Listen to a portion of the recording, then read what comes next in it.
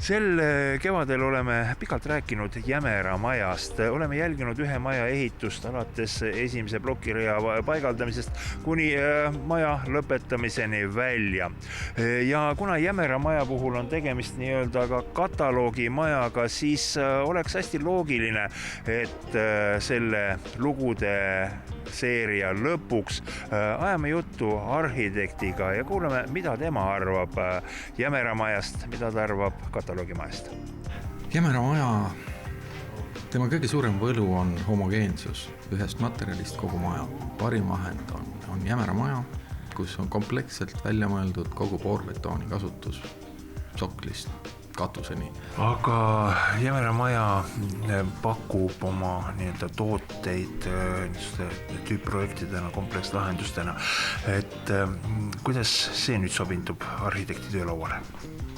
Iseenesest need tüüpprojektid, kui nüüd vaadata neid tegijapilgu järgi, siis tegelikult on seal väga palju arhitekti tööd juba ära tehtud, nad on läbi lahendatud, nad on suhteliselt perfektsed keskmise tellija, keskmise perekonna jaoks.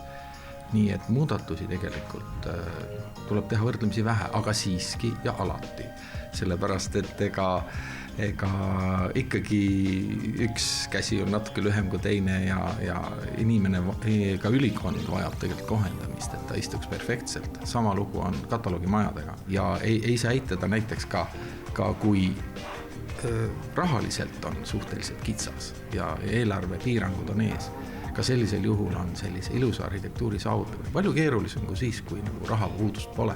Mida inimene peaks nagu tähele panema, kui ta võtab nüüd kataloogi ette ja valib endale sealt maja ja milliseid detaile ta peaks vaatama, mida endale selgeks mõtlema enne, kui ta teie jutule tuleb? Maja suurus. Kui suurt maja tegelikult ta endale lubada võib, kui suur on tema perekond, kui suur on tema perekond 10 aasta pärast, kas lapsed on lahkunud või on neid hoopis juurde tulnud. Teine on ilmakaared, tuleks natuke vaadata ka selle pilguga, mis hakkab päikest varjama, mis kellaaegadel. Ka selle pilguga võiks üle vaadata. Võiks üle vaadata ruumistruktuuri, kui palju tal tegelikult tube vaja on, kas ta on suur saunas käia, kas tal on koduloomi, millised koduloomad, kas tal on tiibklaver, kõiksugu sellised asjad, et need mahuksid sellesse majja ära, mille ta on välja valinud. Siis tähendab see võimalikult väikseid ümbertegemisi, sest tegelikult Jämeral on kataloogimaju on enam-vähem seinast seina, isegi stiililiselt seinast seina. Aga arhitekt peab pilgu peal hoidma sellele, et see maja oleks energiasäästik.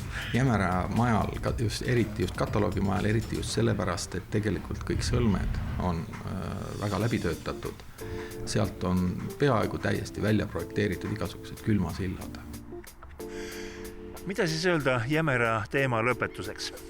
Kui teil on uue kodu ehitamine plaanis, siis võtke ka Jämera tingimata oma huviorbiiti. Kataloogid saadaval nii paberkandjal kui ka loomulikult elektroonilisel kujul. Ning kõike seda, mida Jämera majast meie saates sai räägitud, on teil loomulikult võimalik TV3 Plays ka järel vaadata. Niisiis uus kodu ja miks mitte Jämera.